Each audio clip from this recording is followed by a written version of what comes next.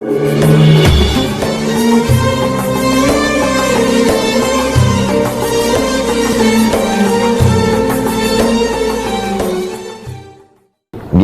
hukumnya memberi hutang kepada orang minjam tapi berkali-kali nggak pernah bayar? Apakah kita termasuk orang yang menzolimi dengan tidak mendidik orang tersebut menjadi mandiri, karena sepertinya tak pernah mandiri dan tidak berniat untuk melunasi? Ayat yang paling panjang dalam Al-Quran, surat Al-Baqarah 282, satu lembar.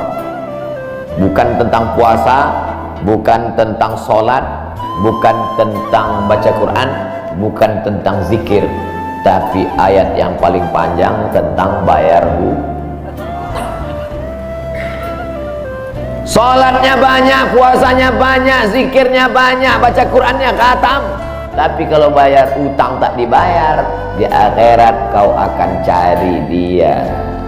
Oleh sebab itu ada orang mati syahid. Oh, mati syahid. Orang mati syahid gak merasakan sakratul maut. Orang mati syahid gak merasakan azab kubur. Orang mati syahid tidak merasakan hisab. Orang mati syahid langsung masuk surga. Ilat dain, kecuali hutang. Makanya kalau ada orang menagih hutang, itu dia bukan pelit, dia sedang menyelamatkan saudaranya dari makan haram. Makanya datang ke rumah dia. Habis pengajian nih langsung datang. Assalamualaikum, waalaikumsalam. Kau mau menagih ya? Aku bukan mau menagih, tapi menyelamatkanmu, anak cucumu, istrimu, tetanggamu dari makan haram.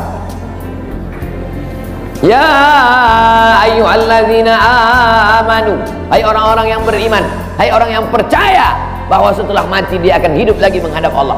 Idza tadayantum bidainin, kalau kau menjalin transaksi hutang piutang, ila ajalim musamma, sampai ke batas waktu tertentu, faktubuh, tulis, saya pinjam kepada kamu 500.000, akan saya bayar pada bulan Mei. Tahunnya jelas. Banyak juga bulan Mei. Maybe yes, maybe no. Bulan berapa? Bulan Mei tahun 2020. Oke. Sekarang bulan Maret. April, 1 Mei 2020 datang. Tadi, kapan kau bayar? Mohon maaf, aku nggak bisa, istriku baru meninggal, anakku pun sakit. Itu jangan kau cerita panjang lebar, tak tahan air mataku mau menetes. Kalau dia dalam kesulitan, fanaziratun ila maisarah, tunggu sampai dia lapang. Maisarah artinya lapang. Tunggu sampai dia lapang. Setelah dia lapang, datang lagi bulan Juni. Kapan kau bayar? Aku belum bisa. Nampaknya lebih banyak ongkos minyak aku daripada uang yang kutagih. Yang paling bagus, wa anta saddaqu khairul lakum, kau sedekahkan itu lebih baik.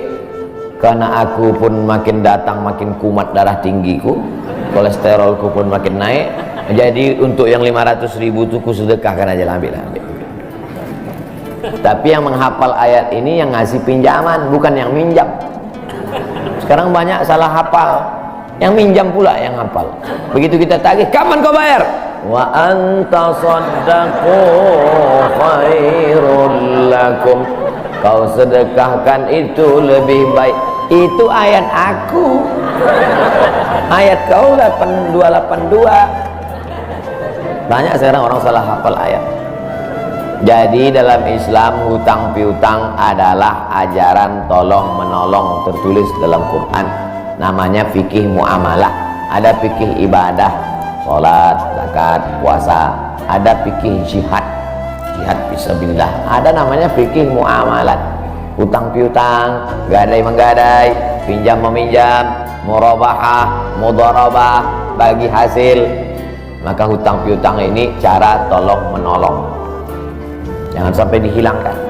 Tapi kalau tidak mendidik, maka Islam bukan agama yang memanjakan orang. Ada anak yang kurang ajar kepada orang tuanya. Bagaimana caranya berbakti kepada orang tua yang telah wafat? Apakah anak ini masih dapat ampunan Allah Subhanahu wa ta'ala? Datanglah seorang bapak mengadu kepada Umar bin Khattab. Assalamualaikum Khalifah Amirul Mukminin Umar bin Khattab. Waalaikumsalam. Ini anak saya kurang ajar, tolong dihajar dulu. Kata Umar bin Khattab orangnya bijaksana, dia tidak mau main pukul. Dia tanya dulu, kenapa kau kurang ajar pada bapakmu?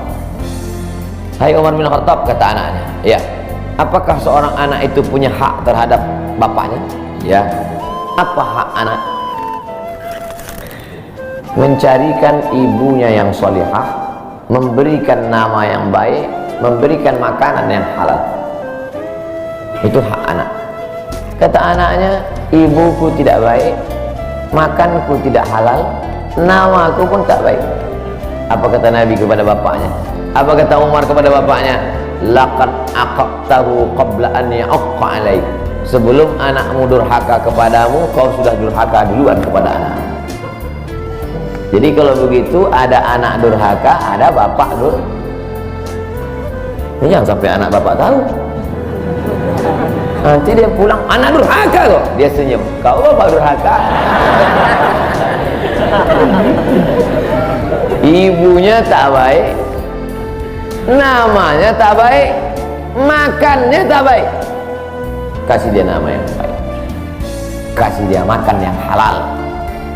Kadang-kadang kenapa otaknya tak lurus? Karena makannya tak halal. Dikasih dia makan rishwah, makan sogok, makan haram.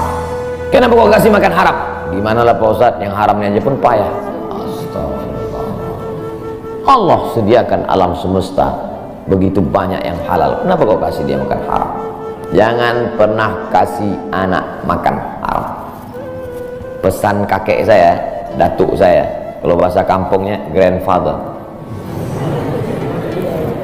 Cucuku 40 orang, yang satu ini jangan sekolah umum. Maksudnya saya tak dikasih sekolah umum, maka saya tak pernah sekolah umum. Sekolah ibtidaiyah, sanawiyah, aliyah, al-azhar, Maroko, Sudan. Tak pernah sekolah umum. Cucuku yang ini jangan sekolah umum, jangan kasih makan haram, nanti otaknya gelap. Cucuku yang ini jangan kalian kasih makan haram, nanti otaknya gelap. Pesan itu disampaikan almarhumah mak saya ke saya. Kau pun nanti anak kau jangan kau kasih makan haram, nanti otaknya gelap. Kalau sudah otak gelap, tak bisa membedakan mana tiang mana orang, sifatnya gimana gitu. Nah, jangan sampai anak kita durhaka gara-gara kita bapak yang durhaka. Kalau anak sudah durhaka, meninggal orang tuanya, setelah itu dia bertobat, bagaimana cara minta ampunnya? Maka dia bersedekah. Mana dalilnya? Seorang sahabat datang menjumpai Nabi. Ummi matat, ibu saya sudah meninggal. Apa atasaddaqu anha? Kalau saya bersedekah, apakah pahalanya sampai kepada almarhumah ibu saya? Kata Nabi, tasaddaq, bersedekahlah, sedekahmu sampai. Maka wahai anak-anak durhaka yang sudah mati ibu dan bapakmu, maka datang kau habis pengajian ini langsung ke tempat anak yatim, panti jompo, sekolah-sekolah, pondok pesantren. Tanya Pak Kiai, Pak Kiai, apa yang kurang di pesantren ini?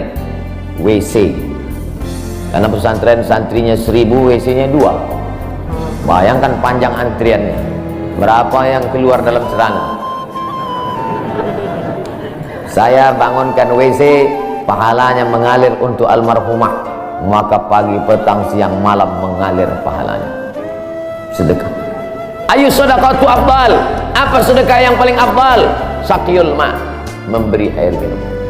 Sedekah yang paling afdal, kasih air minum. Saya ceramah di Banjarmasin, di depan rumah seorang pejabat. Itu ada kulkas, tapi nggak sampai beku, freezer. Setiap dipencet keluar air dingin. Gelasnya dikasih pakai rantai besi, takut dilarikan tukang ambil aluminium. Buat wakaf untuk almarhumah. Nah, itu bagus kan. Saya ceramah di Malaysia, di pintu masjid itu ada kotak box. Kalau kita ambil satu botol, keluar botol baru. Ambil satu botol, keluar botol baru. Wakaf untuk, itu bagus, sedekah. Nah, jangan sedekah teh botol, nanti dia kena diabetes. Air putih ini bagus, mengalir. Sedekah sumur bor, pergi ke masjid, putar keran nggak ada air, tanya pengurus masjid, Pak pengurus, ya mana sumur bor? Nggak ada, saya buatkan. Langsung bunyi. Itu berarti cash itu. Begitu cara berbakti pada orang tua dengan sodakoh. Tapi Pak Ustadz, saya jangankan sodakoh, makan saya pun Senin Kamis Pak Ustadz doa, Allahumma fir lahu warhamhu wa'afihi wa'fu anhu. Bangun tengah malam, Rabbi firli wali walidayya warhamhuma kama rabbayani shaghira. Apa itu bid'ah? Bid'ah membuat sesuatu yang tidak dibuat oleh Nabi Muhammad SAW. Tidak ada dalilnya dari 3 aspek: qauli, fi'li, takriri. Perbuatan yang tidak ada dalilnya bid'ah. Jangan dikatakan perbuatan yang tidak dibuat Nabi bid'ah. Perbuatan yang tak ada dalilnya bid'ah. Karena kalau dikatakan yang tidak dibuat Nabi bid'ah, Nabi tidak pernah pakai peci. Tunjukkan saya mana hadis Nabi pakai peci. Berarti peci ini bid'ah. Nabi mimbarnya tangganya dari depan, ini masjid tangganya dari belakang. Berarti mimbar ini bid'ah. Mimbar Nabi tangganya dari depan, 3 lantai, 1, 2, 3. Jadi yang dimaksud dengan bid'ah perbuatan yang tidak ada dalilnya. Misalnya jam 12 siang ada bapak-bapak di panas terik tegak menghadap matahari. Pak, bapak mau ngapain? Aku mengagungkan Allah di bulan Rajab. Bid'ah itu, karena tidak ada dalilnya sama sekali. Tapi selama ada dalilnya, tidak boleh kita katakan orang itu melakukan perbuatan bid'ah. Malam Jumat baca Yasin, kumpul 10 orang baca Yasin. Yasin wal Qur'anil Hakim, innaka laminal mursalin. Bid'ah. Loh, coba lihat dalilnya. Yang dibacanya itu Quran apa Quran? Quran. Baca Quran apa pahala? Yasin itu Quran atau enggak Quran? Quran. Man qara'a Yasin fi lailatin, siapa yang baca Yasin suatu malam, asbaha maghfuran lahu, subuhnya sudah diampuni dosanya. Mestinya baca Quran itu semua, tapi karena dia nggak sanggup semua, dia pilih hati Quran. Hati Quran itu Yasin. Sentuhlah dia tepat di hatinya, dia akan jadi milikmu untuk selamanya. Makanya orang sebelum ngapal Quran semua, yang dihafal hatinya dulu. Itu sebelum ngapal Quran, yang dihafal hatinya dulu. Apa hati Quran? Ya Yasin. Tapi jangan hatinya aja seumur hidup, yang lain juga. Nah, jadi jangan salahkan orang baca Yasin. Baca Yasin bid'ah. Yasin kan Quran. Baca Yasin malam Jumat nggak masalah, seumur hidup baca Yasin masalah. Karena banyak surat yang lain.